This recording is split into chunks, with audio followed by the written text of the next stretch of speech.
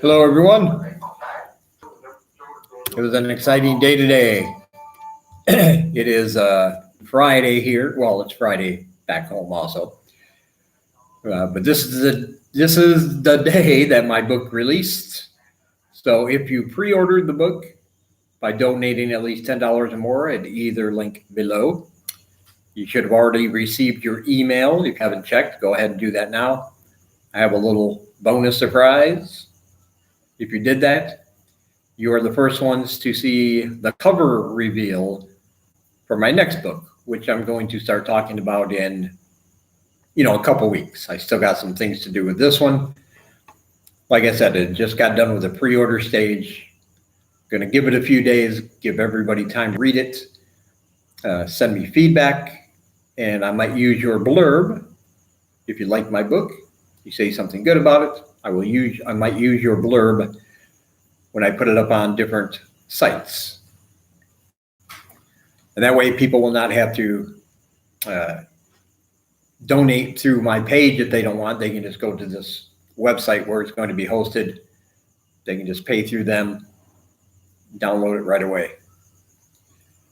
So that will be exciting. And there's also, with this site, there's also an affiliate program. So if you like the book and you want to sell it to others, you want to promote it, every time you do, I will send you a unique link. And every time somebody buys my book through your link on this other website, you will get paid $1. Not a lot, but just think about it. If you know 100 people that want to buy the book, you can make $100. Pretty awesome. Hey, Chris. Yeah, I just got here. I just started the live stream. I was almost not going to do it tonight, but if you remember the other night, it was a mess. I tried and my internet was not staying connected. I couldn't do anything. Even after I signed off, even after I logged off and stopped the stream, I was watching the replay on my channel and it only recorded a little bit over 11 minutes. And most of that was gibberish because it kept lagging and kept skipping ahead, kept cutting out. So I just deleted it. Because that's what you do when it's really crap like that. You just get rid of it, you delete it, and don't worry about it anymore. For the last few days on my internet's been like that, and it does get like that sometimes. When it's working well, it works pretty well. I mean, last night I got to stream an entire movie without any lag or any hassles, even one time. And it was the Avengers Endgame. Saw that for the third time because I like that movie. But, 3 hours, no lag, no buffering. So when it works well, it does work well. But when it's not working well, it is crap. It doesn't work hardly at all. So yeah, if you pre-order my book, it should be in your inbox right now. You can download it, you can print it, save it to your drive, your Google Drive, wherever you want to do it.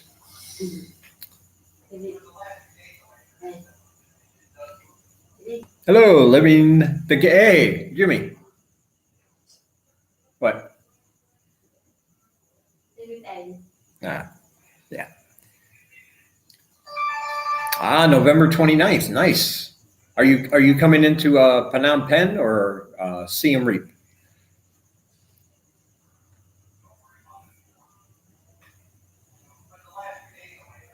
Because I believe, if I'm not mistaken, I believe those are the only two airports or the only two cities that have an airport you can fly in from. Well, that's good timing, man, because I have some friends from Australia. They're going to be here like 24 days, something like that, not long after. And everybody that's over here, I want to get everybody together, have kind of a party.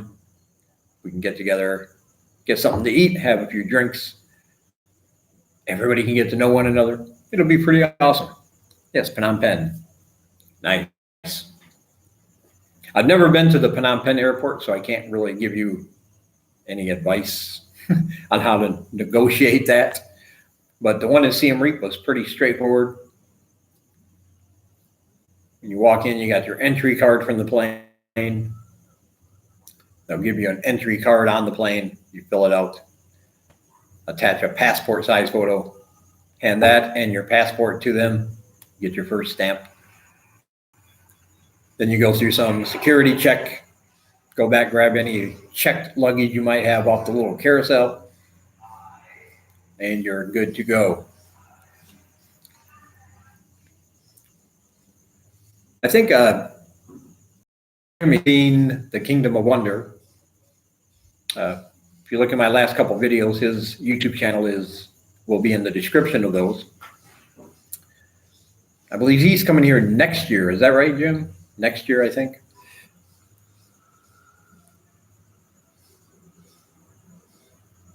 Oh, you got your visa online, yeah.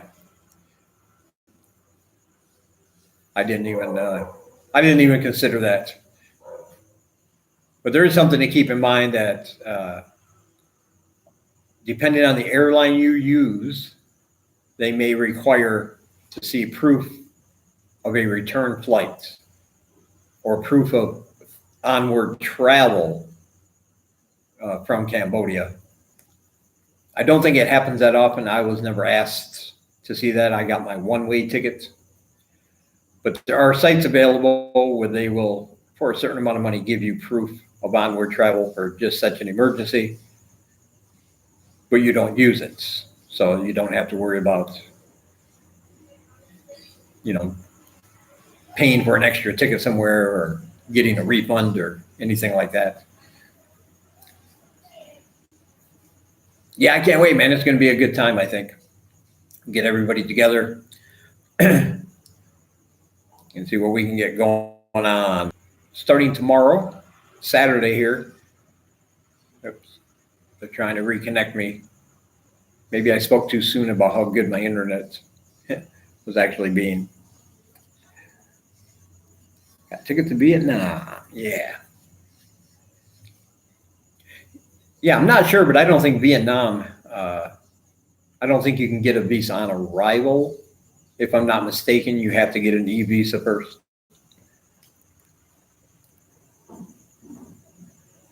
"30 days after Cambodia."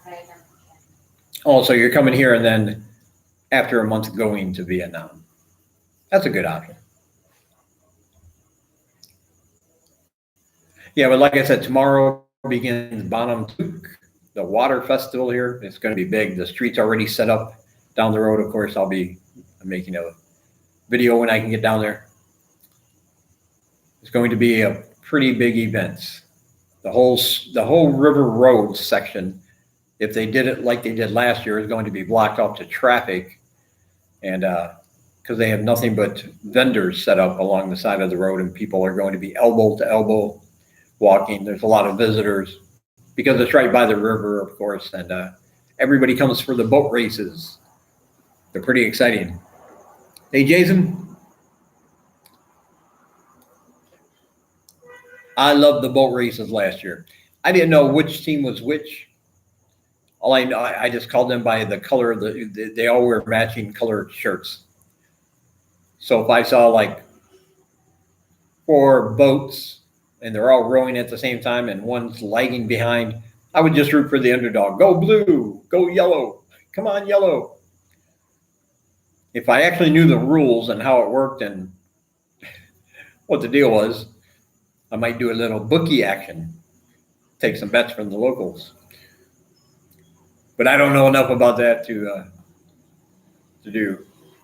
I would probably lose everything.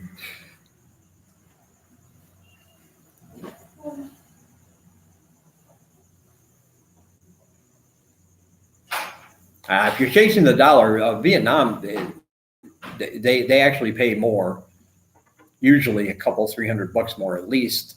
And I've heard if you have a bachelor's degree, your TEFL, and some experience, you can get as much as $1,800 a month to teach there full time.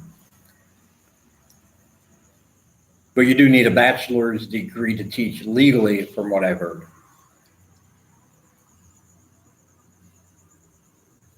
The name is usually printed on the side of boats. Hello, Shane. I see you in there. I didn't look for that last year. The boats are very colorful. I really like them. And I enjoy seeing the competition. And of course, the ceremony, the blessing, I guess it is before they begin each race. And then there's a big stage set up. It's like the VIP section where, VIPs going to be allowed to sit to get a front row view and give out congratulations to the winners, things like that.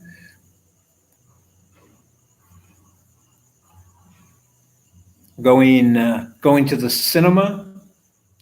I'm not planning on. You mean, am I going to watch a movie in the cinema anytime soon? If that's the case, the answer is no. I'm picking and choosing which movie I want to go see. I know there are some good movies coming out I want to see. I have the worst luck, though, getting tickets. Like when Endgame first released, Avengers Endgame, I went down to get a ticket. I walked in, just said, I want a ticket for 7 o'clock or whenever it was. She was like, nope, sold out. I was like, how about 10 o'clock? Sold out. Next week? I don't think so. It was just one of those things. Because they are very popular over here, just like they are back where I come from. And that's always good to see. Oh, go to the mall cinema. Yeah, I can get up there. I know where it is now, so it shouldn't be hard to find. It's right upstairs. Legend Cinema, I believe that is.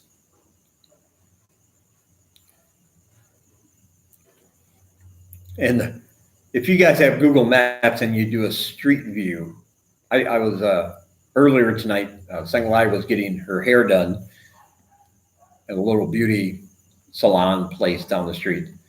And I was just down there playing on the phone, decided to go to Google Earth, get the street view of Street 20. And my goodness, man, I don't know how long since that's been updated, but you can barely recognize my apartment. I went directly to my location, which is right in front of the little store front I was at, and all those businesses look way different than they do now. So I'm not sure how often they update. Wow. Yeah, I don't really do food reviews. I mean, I tell people if I go to a restaurant, it's like, hey, this is good. This is a good place. I love the noodles here. I love this here. But there's kind of a market for that sort of thing. I don't think I'm descriptive enough for food. I say that for Mark Weens and Sonny from Best Ever Food Review Show. If you haven't seen that channel, check it out. Best Ever Food Review Show. He travels the world. He's based in Vietnam. He's from America, but he lives in Vietnam. So he has a lot of Vietnam videos. But he travels around different parts of the world looking for street food and different kinds of things that you would normally not find. Even some things some locals don't know about. He goes deep into their culture and finds all the good stuff. Yeah, I got to bribe him. That's about right. Hans, hello. Yeah, but I'm not just, when I eat something I like, I just say, man, I really like this. It's delicious. It's yummy. It's very good. And those are about the 3 words I use. I might throw in an amazing in my descriptions, like on Facebook when I post pictures. Say, this was an amazing dish.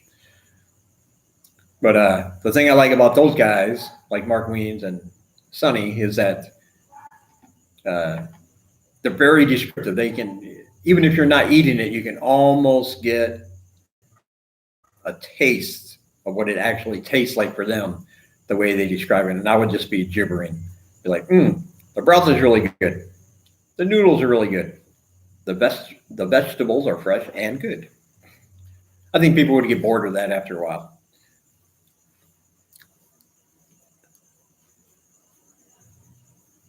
Yeah. Well, as you can tell, it's already grown back.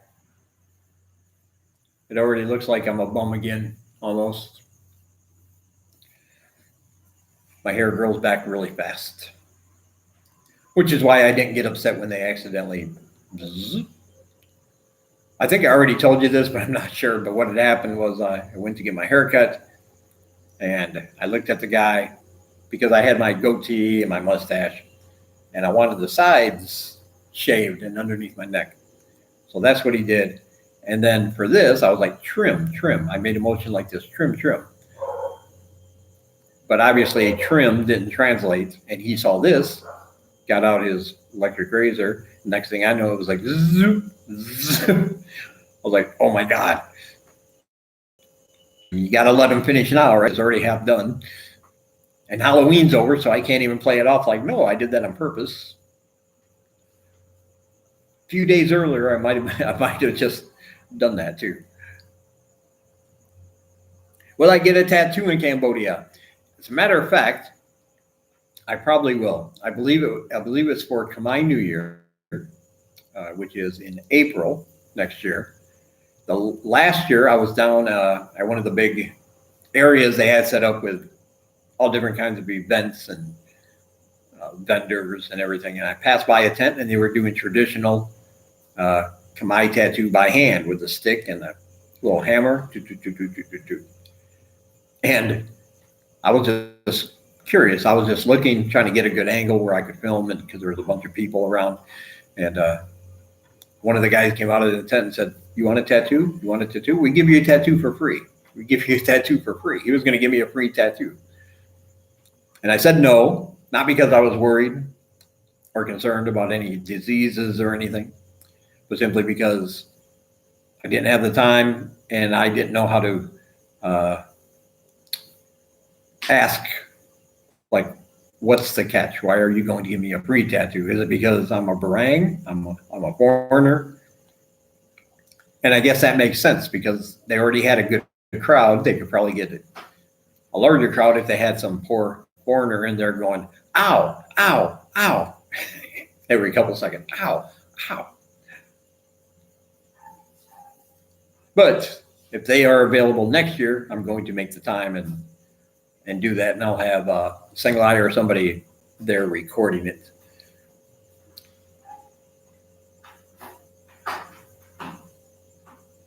Oh yeah, NWA. Yes, I am a wrestling fan, and NWA is back. That's an old school wrestling organization originally. It was the original front runner, I guess you could say, to the WWE or the WWF, which is now the WWE. To hold the NWA heavyweight title was at one point the most prestigious belt in professional wrestling. And some of the all-time greats have held that belt. This is back during the old promotional days. They had one of the best promotions, one of the best territories.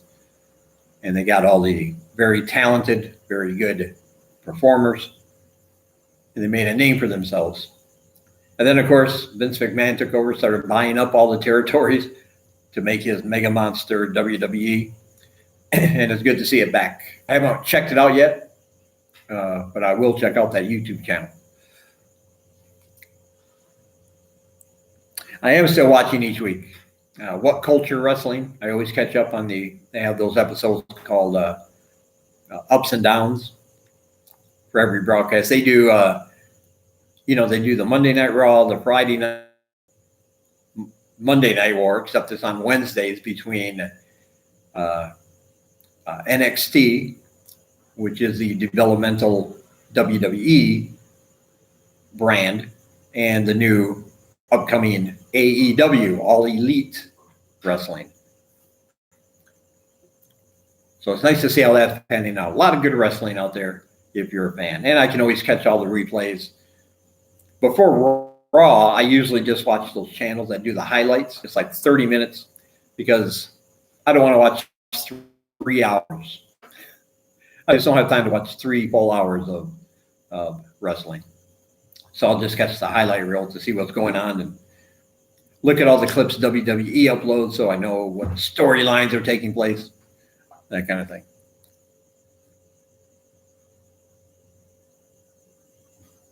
Holly Holmes, yeah. I have not had Chinese food yet in Cambodia. But I guess I've had sort of like Chinese food. I mean, the thing I like about Cambodian food is that it borrows cooking methods and ingredients sometimes from various cultures. Thailand, China, Malaysia, Laos. And everybody needs to put their own unique spin on it. I mean, as a whole, Cambodia doesn't really have its, well, I can't really say it doesn't have its own food culture because there is muck. Fish muck especially is very delicious and uniquely Khmer. But the way they do everything is very Khmer, if that makes sense. Like they might borrow from Thailand, they might borrow from China a little bit, but the way they do it and the way they prepare it and the little touches they add to it is very, very Khmer.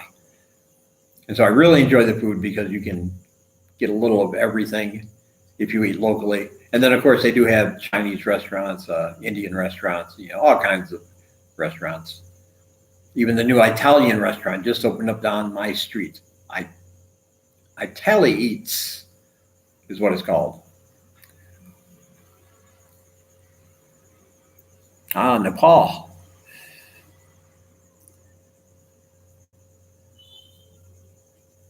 Oh, you got to meet Andre the Giant? Ooh, that must have been nice. That's a good story. Because I understand that man could drink a lot. And of course, he's a legend. I was at WrestleMania 3. That's the only WrestleMania I've been to in my whole life because it was in the Pontiac Silverdome at the time and over by Detroit, Michigan, and I'm from Michigan. And so I got to be in the cheap seats at WrestleMania 3 when it was Hulk Hogan versus Andre the Giant and that whole heel turn when Andre turned on Hulk Hogan and was under the management of Bobby the Brain Heenan, one of my all-time favorites. For my money, my favorite announced team of all time in professional wrestling is Bobby the Brain Heenan and Gorilla Monsoon. Those two together were just comedy gold. Gorilla just played the straight man so well, and Bobby Heenan he's just Bobby Heenan, man. He'd come up with the most ridiculous things to say, twist everything around. It was hilarious. Oh, I'd definitely go. Hey, DJ. Yeah, if WWE ever came here, I would definitely go. Yeah, absolutely. There's not a big wrestling culture here. Like I said, when we were in Brava here, and they had the cable TV, I'll sit there and watch. They had WWE, and it was dubbed in Khmer for the action. But it was weird because it was like a whole time slot dedicated to just showing different Raws, different SmackDowns, but they weren't in any order. So you would see, a Raw from this, like 2012. The next show would be a SmackDown from 2009. So there was no continuity, no storyline. And if people were watching it like that, and that's all they knew about it, they would think, this doesn't make any sense. It wouldn't make any sense. Yeah, it is better now. We finally got that light bulb changed. Finally got a new light bulb in there.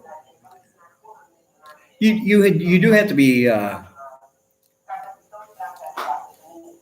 Oh, Ultimate Warrior. Yes, I do remember Ultimate Warrior.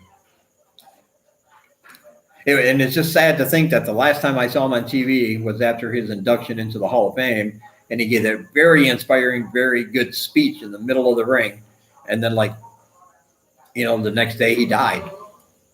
That was like, whoa. But at least, if there was a good that came out of it, was that his last promo was probably one of his best. That was a really good inspirational speech. He had the crowd in his hand. They were going nuts. So at least he left on a high note. You do have to be, well, you have to be careful eating food here, but not because, in my opinion, not because of sanitary conditions, but because there's bacteria in this part of the world that you won't have in your part of the world. And because it's hot all the time, that bacteria thrives. It doesn't die off when it's cold or anything like that. So it's constant. And when you first eat it, your body might try to reject it because it don't know what it is. So it's trying to kick it out. And it'll do that through various orifices, violently your body's trying to protect you is what's happening. But that passes, and you, just like with the heat, you learn to acclimate and you get used to it. And then you get to the point where you're not even, I can't remember the last time I looked at something and went, maybe I shouldn't eat that. I don't remember the last time that happened.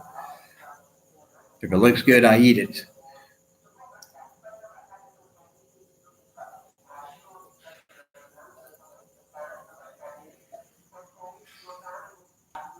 Getting cable TV in Cambodia. Well, sure.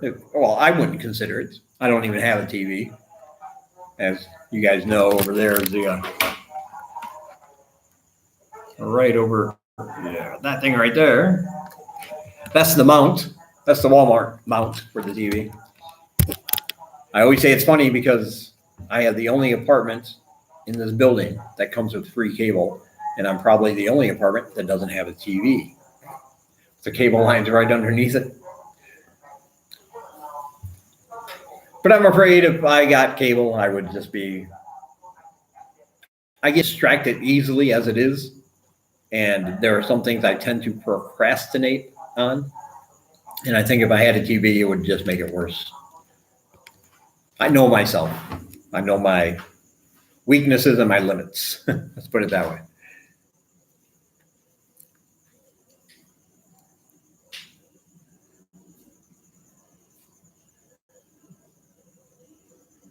England, Scotland, Wales, Nepal, Russia, Fiji. Whew, that's quite a list, Hans. Man. I've been to Germany and Cambodia. That's it. Not counting travels in my home country.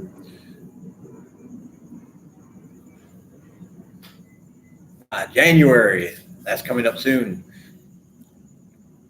Another good thing about everybody coming over between in November to January, February into those months is that it's also a high season. So there will be a lot more people in town. Everybody's taking their holidays, their vacations, leaving the cold, coming over here for a week or 2 weeks, whatever, relaxing in the heat. So it'll be a lot of fun. It'll be very busy. But during the high season, there's also a lot more to do. And if you're coming over here to live, you're going to find out that in the low season, which is also the rainy season, you don't have as many tourists. So there's not many special events happening. There's not, I wouldn't say boring, but you will have to look for things to do. Whereas during the high season, there's always something going on. All you got to do is walk around or grab a tuk-tuk, a pass app, and you'll find something. If you look back at some of my videos, I'm just walking along, I hear music playing, I see a crowd, got to go follow that, right? Yeah, let's go over there. There's always something I didn't know about, and it's like, oh, this happens every year. That's pretty awesome. I do kind of regret not traveling more. But I don't know. I don't like to use the term regret. I don't regret much. I think it's kind of a waste of time to sit back and go, oh, if only I would have. And I mean, it's the past. It is what it is. But the good thing about regret is that you can always, if you regret not traveling more when you were younger, when you were older, you can do that if you want to. But even then, I say that and I'm thinking, but okay, what if I did travel? What if I wanted to just like stay here only for 6 more months and then go somewhere else for a year and then go somewhere else for a year? And now I'm at an age where I think, that just sounds like a lot of work, man. Sometimes, even something fun like travel, even if money were no object and I could do that, it would seem like a chore, like a job. Oh, I've been here a year. I got to pack everything up, sell what I bought here, blah, blah, blah. Got to go to the next country. Yeah, DJ, and I appreciate you watching and commenting, man. I do. It doesn't take much to make me happy, but that always makes me happy.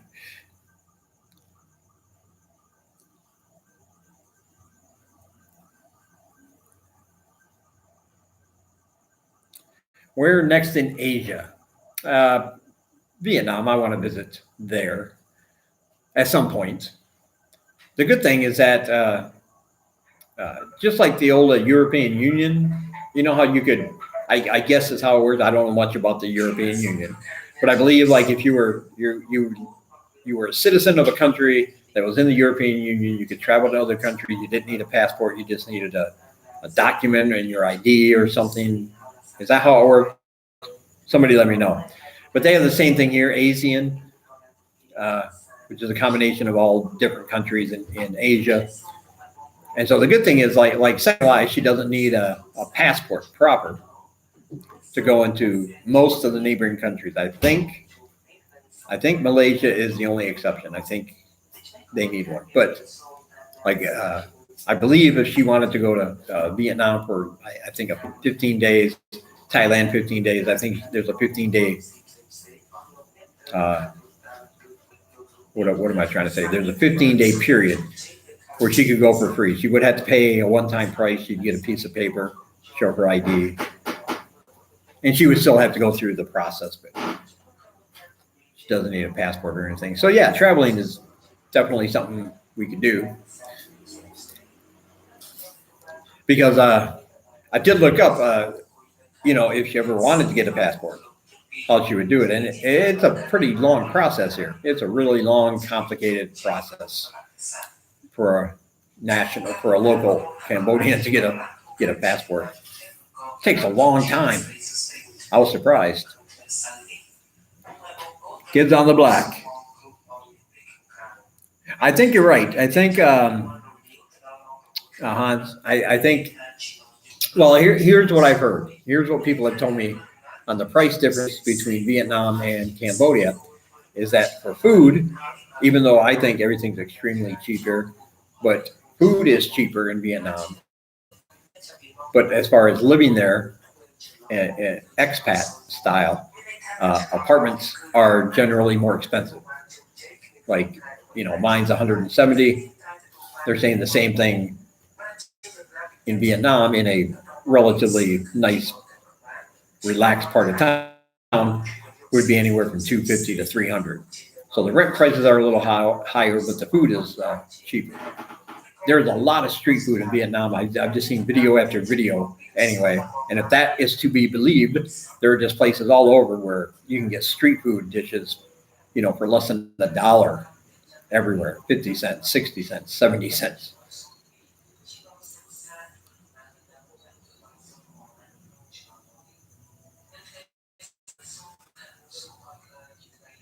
Yeah. Probably won't have any visa-free travel anymore. I don't even know what's going on with that whole deal, man. It's like that escalated quickly. I remember the morning after the Brexit vote, and like the whole world was just stunned. And I think it caught everybody off guard, including the government. Like people actually voted to leave. And of course, that began that snowball effect. And then with, what was her name? Theresa May? I believe that's it, Theresa May. And now where it sits, I don't know. It almost seems like a long con somehow, like somebody planned this out for a long term harm on the country for some nefarious reason. Personal trainer. Oh, good.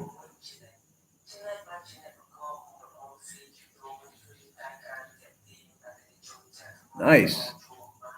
Yeah, Boris Johnson. Yeah, that's the dude. He's a crazy dude too. Yeah, Trump's little brother. Like we need more. We don't need any more of those. So Han's going to be a personal trainer at an upmarket gym in Phnom Penh. That's a nice gig. I talk a lot about teaching and retiring, and the reason I didn't include any information about any other kind of employment or how to go about getting it is simply because I have no idea. I don't know. I do not know how to go about doing that. There was a post in the Phnom Penh Post, I think it was, and Cambodia just passed a law. They have banned foreigners from doing certain jobs that are not allowed for foreigners to do.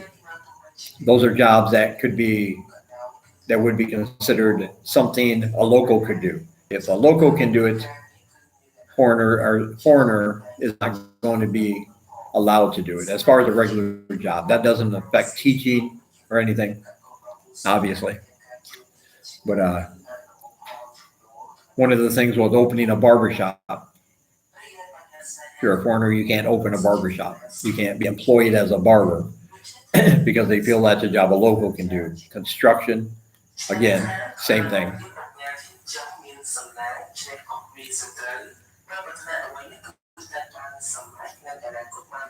Oh, that is pretty good money, Hans. I use my real email address for what I call my donator email list.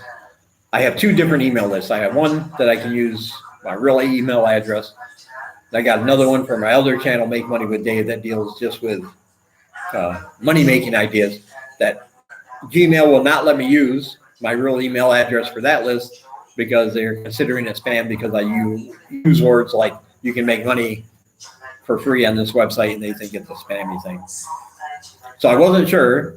All the names I had to enter in the send field, in the BCC field, I kept thinking, man, I've never sent a mass email like that with this email address, and I didn't know if Gmail was going to be.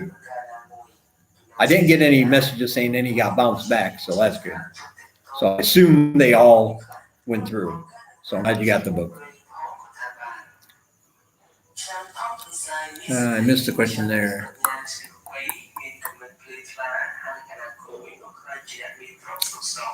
I have an EB, the business visa. But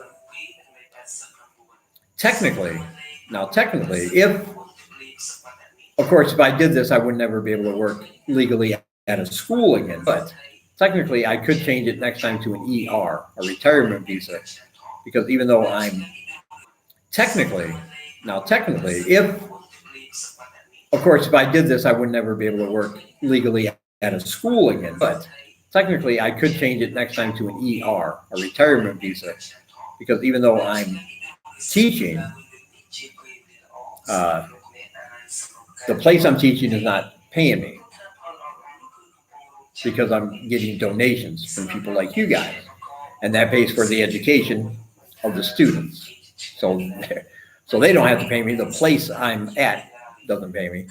So technically, I'm not working for money. I don't know if that's a technicality I can get away with or not, because it's illegal to work on an ER visa. But am I really working? I'm volunteering. They do have a volunteer.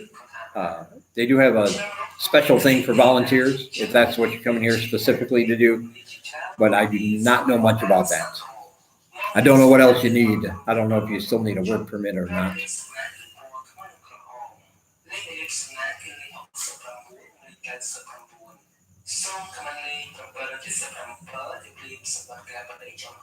What did I eat for dinner? Oh, I had noodles, some pork, and some vegetables. We went shopping earlier, but when we got back, she didn't really have time to cook a whole lot. So we got some. They use sometimes in dishes. They have cold noodles. These are noodles that they just buy. They're already soft. You don't have to boil them. You can if you want, but they're cold noodles. And then they put the hot soup or the hot part of the meal over the cold noodle. And there was some broth and, like I said, some pork, some vegetables. It was still good though. I like it.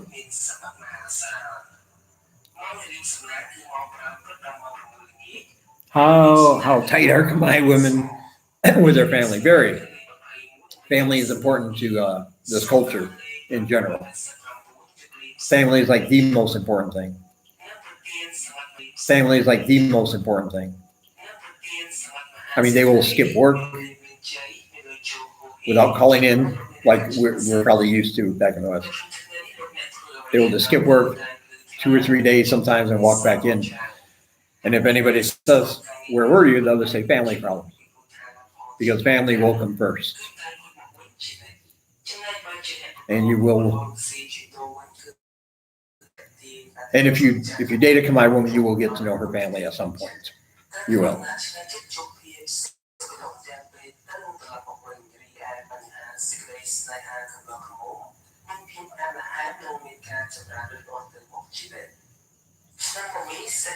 Hello, Karen.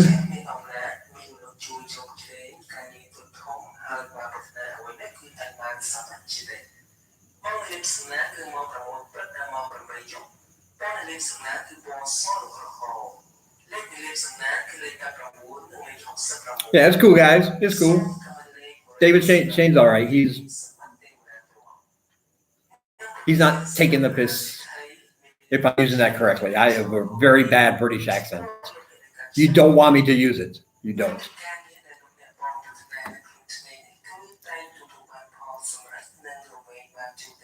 But yeah, so today was my last day until Wednesday, actually, because they will be taking Monday and Tuesday off for the holiday that starts tomorrow. So I won't teach. I won't teach again until Wednesday. So I don't know what I'm going to do, but it does give me time to catch up on other things because I love teaching, and it's something I actually look forward to. And I'm going to make a video about how I wound up here. It's going to just be a fairly decent sized length walk and talk. I'll explain how it all happened. But basically, for most of my life, I hated the jobs I had. I dreaded going there every day. I just didn't like them. But this is a job I don't mind going to. I actually look forward to it every day. But on the other hand, sometimes with those time constraints, you only got so much time. And people will say, "Hey, do you want to go out and do this?" And I'm like, "Oh, I've only got an hour. I don't have time to go there and do it." And then I got to come back, take a shower, and go teach. So it will be nice for a couple of days to just not have to worry about that and just catch up on some other things that need taken care of. Be working on my next book. Like I said at the beginning, if you're watching the replay, right at the beginning of this live stream, I mentioned that I sent the cover to my next book as a preview to everybody who pre-ordered my book, so they can get the first sneak peek. It has nothing to do with Cambodia, nothing to do with travel. Something completely new, something I'm researching and doing right now. Already got, I'm about 10,000 words in, so it's looking pretty good. But first I need to complete the cycle on this book.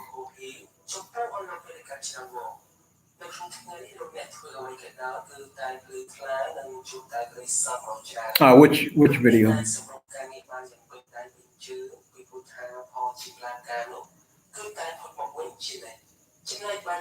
Which video do you mean, Shane?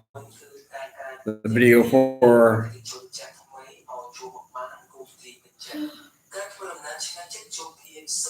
the festival? If you mean for the festival, yeah, it's going to be my regular style video.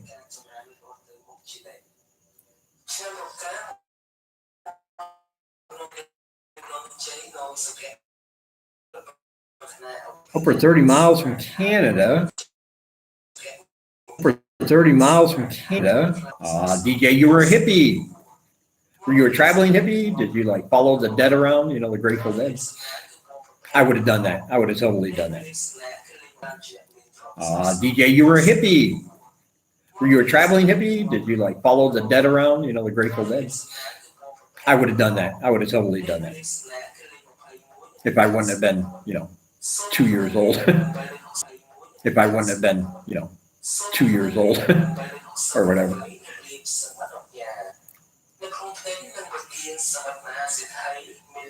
Oh, the summary of my life. Yes, Shane. I'm sorry. That's right. That's what I was talking about. Yeah, it's going to be a walk and talk.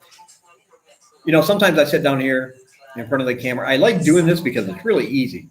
It's just easy. No editing. Don't have to worry about it. It's just easy. No editing. Don't have to worry about an intro. Don't have to worry about a thumbnail. Don't have to worry about a description and, blah, blah, blah. Intro. Don't have to worry about a thumbnail. Don't have to worry about a description and, blah, blah, blah. But on the other hand, I think better when I'm walking and moving around. For some reason, if I'm walking and talking at the same time, my thoughts are more clear, I think. So yeah, that'll be a walking around video. Oh, Michigan. Yeah, buddy. All right, Hans. And by the way, you had a question about teaching online. I do not teach online because my internet connection is crappy and it does not meet any of the minimum speeds needed for the online companies. I will have to get my own at some point. It's a good idea, though. Military family. Did he happen to be based in Petoskey? Is that what it's called, Petoskey? Because my sister's husband, he was in the Air Force for a while. He was, I believe it was, I want to say Petoskey, Michigan. I believe he was stationed there for a few years. Oh, yeah, Dave in Thailand. When I first started thinking about moving somewhere to teach English, my first thought was Thailand because I wasn't aware of the rule about having a bachelor's degree. I was actually misled by a company, and I talked about that before. And they told me, no, you don't have to worry about a bachelor's degree. You take the course with us right here in Thailand. We guarantee you a job after you're done. And of course, that was just an agency trying to get me over there to take my money. That's basically what it was. But when I heard about that, before I found that out, I set up an account. I even had a website at one time called Dave in Thailand. And I started telling everybody I'm moving to Thailand. So when I set up my PayPal, I was having a fundraiser for people to help me move to Thailand quicker. That was the name that I attached with it, Dave in Thailand. That's attached to my current PayPal. And I just sort of kept it because I don't even know how to change it. PayPal has already given me enough problems. I don't want to try to change anything and have them suspend my account with a lot of accounts lately over little things.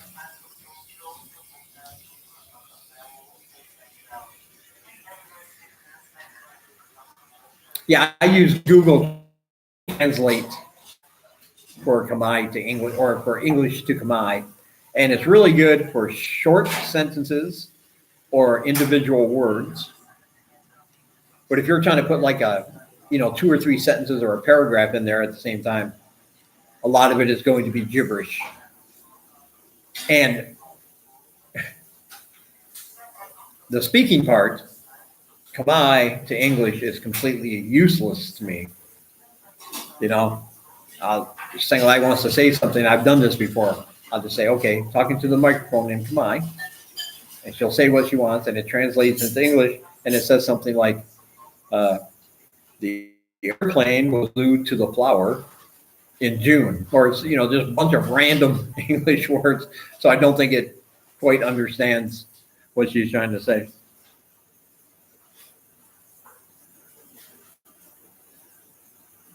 Conchalio, Saint Maria. Never heard of that one. Yeah, but I do use Google Translate, and I keep hoping that one day there'll be a better alternative.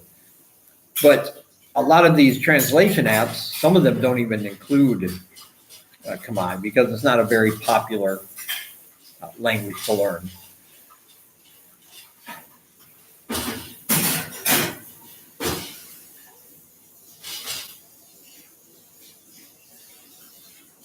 But I do. I think that would be a good idea if somebody could make one. I think it would sell pretty well because. But here's the thing: just like in the United States, if you don't know, and probably United Kingdom and elsewhere, you live in different parts of that country. You might speak the same language, but there will be sometimes a very heavy accent that almost makes it sound like that person is speaking another language. Like you can understand the basic formation of the words, but the accent is way off for your ears. And Cambodia is no different. People that come from like the southern parts and outer line areas near borders, sometimes they have a really heavy accent, or they say things in a way that's what I would call mainland Khmer people don't quite understand. So even if you were to make an app that could translate, just basic Khmer, you probably wouldn't have an app that everybody in Cambodia would be able to understand, even though they're all speaking the same language. I think it's more like it would be more for like bigger city people who grew up like in Siem Reap, Phnom Penh, that kind of thing. I think they speak more traditional Khmer than. And I think, and I can't say for, but I think some of the people that live in the villages near the borders, like if you live in a village near Vietnam, you probably get a lot of back and forth. And I think people probably get some Vietnamese mixed in with their Khmer and just kind of creates a whole kind of language that everybody there understands, but anybody outside of that area would have a hard time with. Just like in America, man, there are some places down south in Louisiana, a Cajun country, where they speak a language all their own, man. It's kind of English and it's kind of French and it's kind of something else mixed in. It's its own dialect. Yes, there is an airport close by. It's about, well, let me see. I don't know the distance, but it should never cost more than $5 to get there in a tuk-tuk. They'll tell you 8, sometimes 7. You can talk them down to 5. I can't think of any place in Siem Reap that just for like a ride and that's it. Not like a tour of Angkor Wat or anything for a whole day, but just for a ride from point A to point B.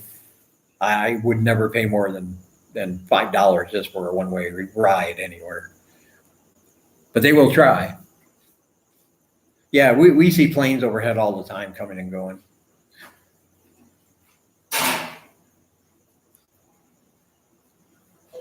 Matter of fact, one of my videos, we were in the countryside. We went to see some relatives of Single Eyes, and that was really, really close to the airport. So it was kind of a ways away. And even that only cost $5. So. Well, when was the last time I partied in Siem Reap? It depends on what you mean by party. If you mean just, get drunk by myself, a few days ago. I buy 6 to 8 beers, sit over here, watch YouTube videos, drink, maybe watch a movie, TV shows. But as far as like going out and really living it up, I don't do much of that. I did when I first got here. I really did. It'd be like every weekend. But, the town was new and I was excited to see it all and experience everything. But after a while, you realize, man, it's so easy to get trapped into that lifestyle of just drinking all the time. every single night and every single day. And you'll see people around here that do that.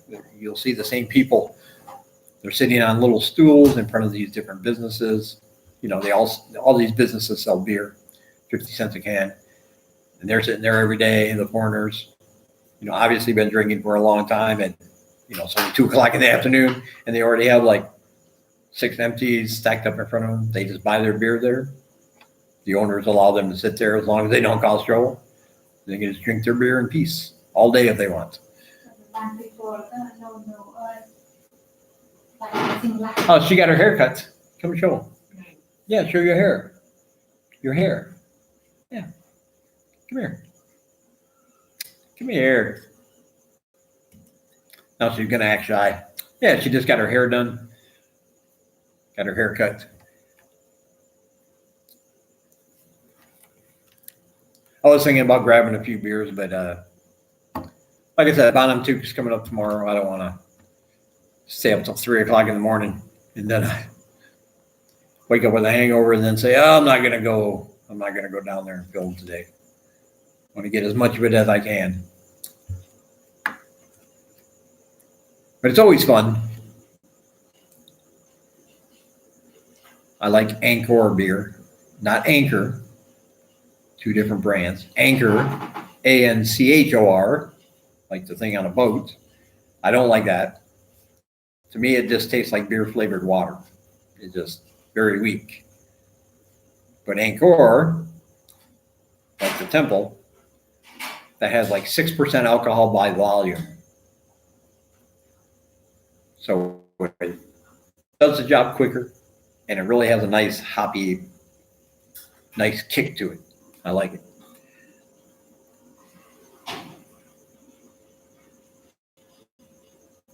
Can you ride a bicycle safely there? Yes. Well, as safe as you can be, yes. Kind of like a motorbike, but the rules of the road, the unwritten rules, is that bigger vehicles always have priority. So like pedestrians are on the bottom of the list. If you're walking, you got to watch out for everything. Riding a bike is one step up from that. So you will have to make way for, anything from scooters to motorbikes to all the bigger vehicles.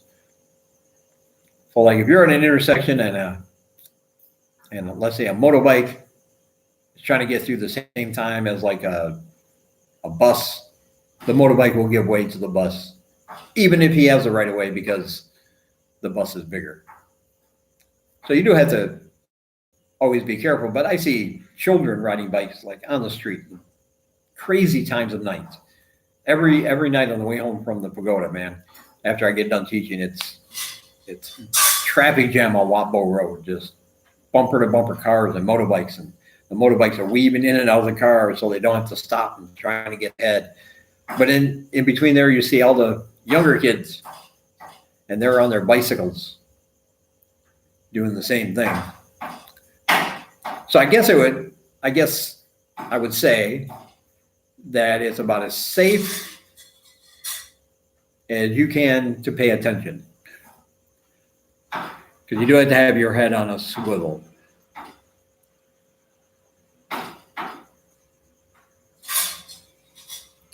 Franklin E. Huffman, any good to learn? What is Franklin E. Huffman? That is.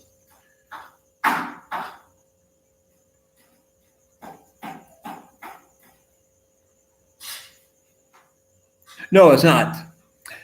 Handshaking is not popular in Cambodia. They prefer, in Thailand it's called a Y. They call it something else here, but I forget. And when they do shake your hand, because they're not used to it, it's very limp and most of the time very, basically you're just going, because they don't understand that, it should be a little firm, 1, 2 pumps, release. They know it's something to do because of the Westerners' influence, but they don't quite understand the concept.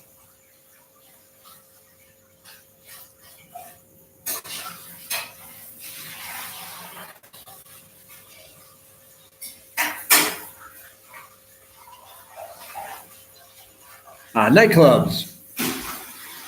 Nightclubs are cool here.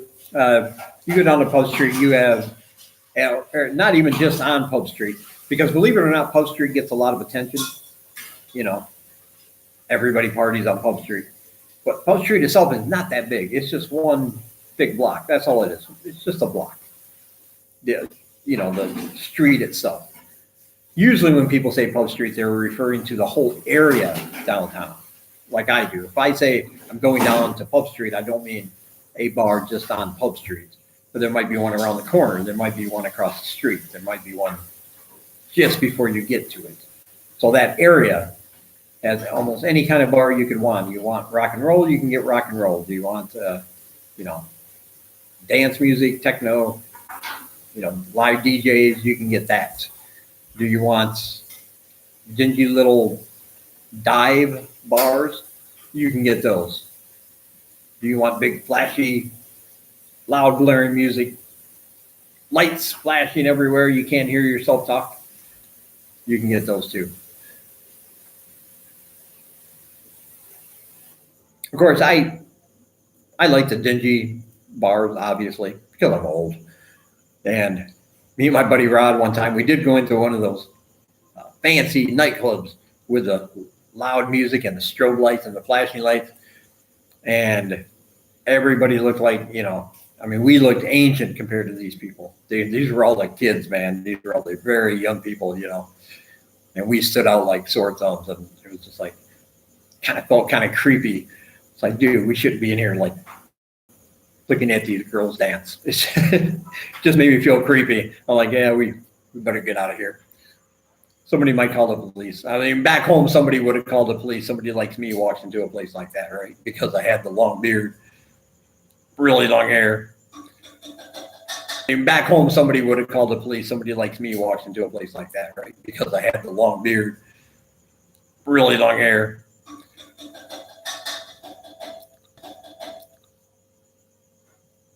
But you can get any kind of nightlife party that you want. Now keep in mind, down near Pub Street after happy hour, most beers are going to be anywhere from $1 to $1.50. Some places charge $1.50, which is ridiculous when you can just buy it. Now keep in mind, down near Pub Street after happy hour, most beers are going to be anywhere from $1 to $1.50. Some places charge $1.50, which is ridiculous when you can just buy it for 50 cents elsewhere. But you pay for the atmosphere. You get the dance, you got the lights, you got the party going on, you got the DJ. But if you just go to Suxan Road, which is just right off one end of Pub Street, right next to a big bar called the X Bar, which is an excellent bar, by the way. I mentioned it in my book as under my resources section. But the road next to it is called Suxan Road, and you go down there a ways, and you're going to find all the smaller, little dimly lit. You can just listen to, they don't have a jukebox, but they have YouTube hooked up to the internet on the TV. And you just sometimes they'll just give you the keyboard and you can type in what song you want to hear on YouTube. And you can do that. You can listen to music, sit back, sit outside, relax, enjoy your drink, people watch. Play some pool. Pool's always free as long as you're drinking. I kind of like that. What book would I recommend to learn the language? I would not recommend a book to learn Khmer. I tried that before I left. And when I got here, I tried using some of it that I had from the book, and people looked at me like I had grown a second head. The translation was not accurate, and I have not found a good book to learn to speak Khmer. But there is a great school here. It's called Speak Like Khmer. And again, I put that link in the resources section of my new book because it's the best one. It's very highly rated. A lot of expats love it. They'll tell you it's the best. And it's called Speak Like Khmer. They always have new classes. They'll give you a test to see your level. If you're just a beginner, intermediate, advanced, they'll hook you up for the right classes. Because even with English, as much as an English teacher, I tell people you should read English. more because you're learning the language and this will help. It doesn't really help them speak the language, right? This is basically just for reading and writing. I never recommend a book to my students to learn to speak English. I always recommend go to a class. It doesn't have to be mine, but go to a class with a native speaker. Listen, and you will learn a lot more. So yeah, I do not actually have a book I recommend for that. Ooh. Cooking something up over there. Say hello. Ooh.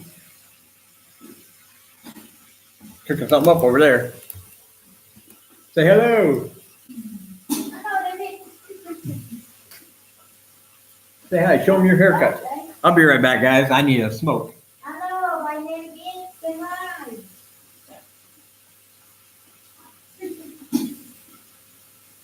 Show them your haircut. Hey. No, go here and show them your hair. You want to see your haircut? Yeah.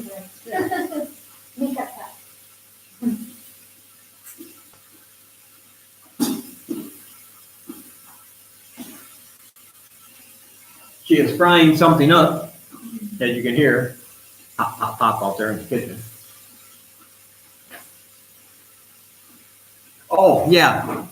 Like I said, we finally got this light fixed, so we have some light. And then guess what happens? The kitchen light doesn't work. Over here.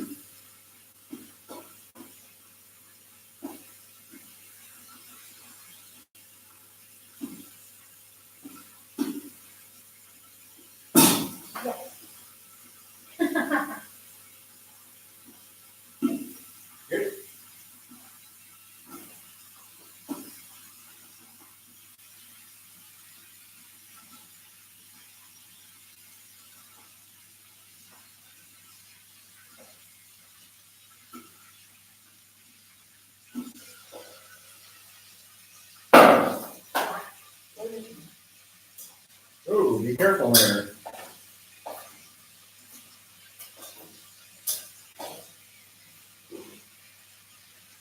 We do have bananas, though. We got lots of bananas. We got some more right up there. You can see. She uses those ones. She has like a little shrine up there where she burns incense, the Buddhist things. So she uses some of those for that. And then these are for eating.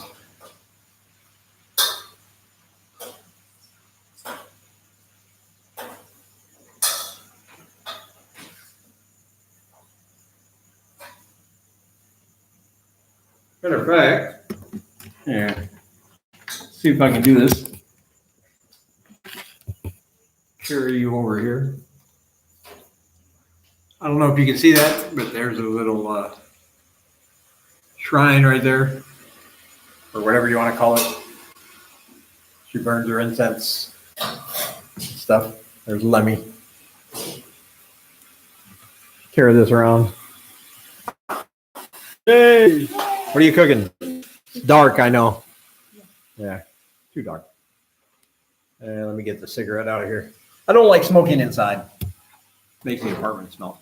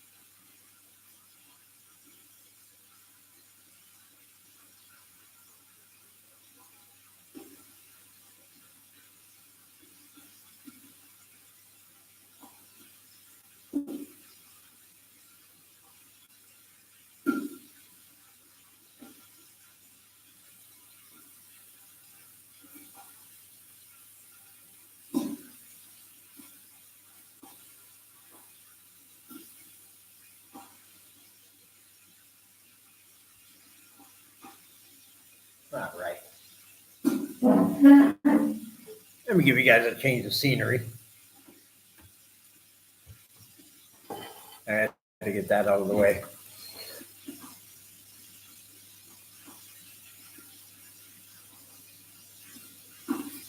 Yes, they are. Are the nightclubs filled with hoes? Yeah, they're freelancers over here. Now, I know in Thailand they have go-go bars, girls dancing half naked on stage and standing out front with their skimpy outfits and enticing the men to come in. There's not really anything like that here down in the Pub Street area, but there are plenty of freelancers. You'll see them, you'll recognize them.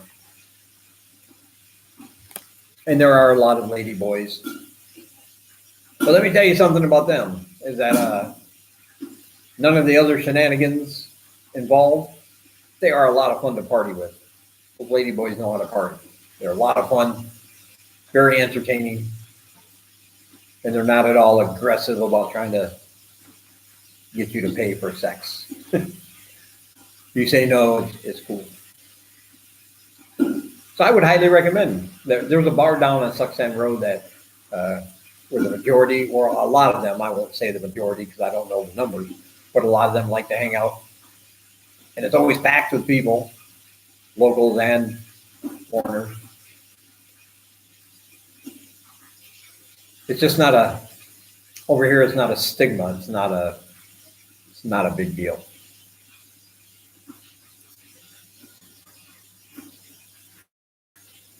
Yeah, getting into that could cost you too, I also write about that in my book, Controlling Your Vices, because everything is so cheap here. All the stuff that can kill you quicker is really, really inexpensive. And I did a section in the book about the good and the bad. So I wanted to let people know if you're of a certain personality type with certain things, maybe Cambodia is not for you.